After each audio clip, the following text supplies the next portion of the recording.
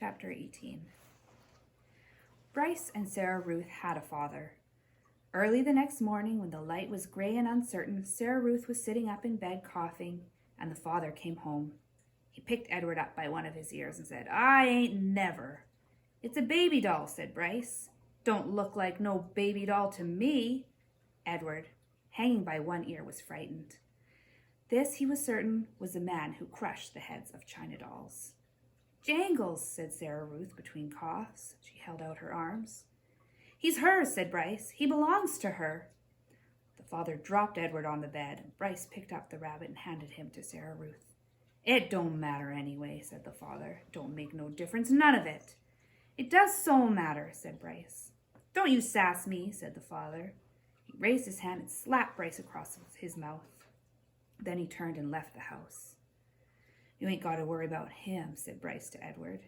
"He ain't nothing but a bully, and besides, he don't hardly ever come back home." Fortunately, the father did not come back that day. Bryce went out to work, and Sarah Ruth spent the day in bed, holding Edward in her lap and playing with a box filled with buttons.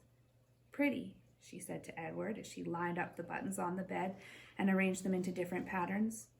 Sometimes, when the coughing fit was particularly bad, she squeezed Edward so tight that he was afraid he would crack in two. Also, in between coughing fits, she took to sucking on one or the other of Edward's ears. Normally, Edward would have found intrusive, clingy behavior of this sort very annoying. But there was something about Sarah Ruth. He wanted to take care of her. He wanted to protect her. He wanted to do more for her. At the end of the day, Bryce returned with a biscuit for Sarah Ruth and a ball of twine for Edward. Sarah Ruth held the biscuit in both hands and took small, tentative bites. "You eat that all up, honey. Let me hold Jangles," said Bryce. "Him and me got a surprise for you." Bryce took Edward off in the corner of the room, and with a pocket knife he cut off lengths of twine and tied them to Edward's arms and feet, and then tied the twine to sticks of wood. "See, all day I've been thinking about it," Bryce said. "What we're going to do is make you dance. Sarah Ruth loves dancing. Mommy used to hold on to her and dance around the room." "You eating that biscuit?" Bryce called out to Sarah Ruth. "Uh-huh," said Sarah Ruth. "You hold on, honey. We got a surprise for you." Bryce stood up. "Close your eyes," he told her. He took Edward over to the bed and said, "Okay, you can open them now." Sarah Ruth opened her eyes. "Dance, Jangles," said Bryce. And then, moving the strings with the sticks with one hand, Bryce made Edward dance and drop and sway, and the whole while at the same time, with his other hand, he held on to the harmonica and played a bright and lively tune. Sarah Ruth laughed. She laughed until she started to cough, and then Bryce laid Edward down and took Sarah Ruth in his lap and rocked her and rubbed her back.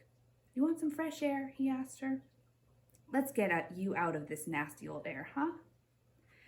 Bryce carried his sister outside. He left Edward lying on the bed, and the rabbit, staring up at the smoke-stained ceiling, thought again about having wings.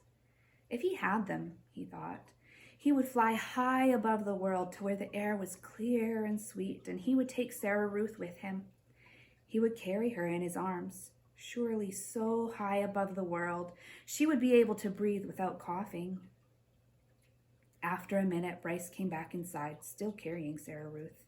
"She wants you too," he said. "Jangles," said Sarah Ruth. She held out her arms. So Bryce held Sarah Ruth, and Sarah Ruth held Edward, and the three of them stood outside. Bryce said, "You got to look for falling stars. Them are the ones with magic." They were quiet for a long time, all three of them looking up at the sky. Sarah Ruth stopped coughing, and Edward thought maybe she'd fallen asleep. "There," she said. She pointed to a star streaking through the night sky. "Make a wish, honey," Bryce said, his voice high and tight. "That's your star. You make you a wish for anything you want." And even though it was Sarah Ruth's star, Edward wished on it too.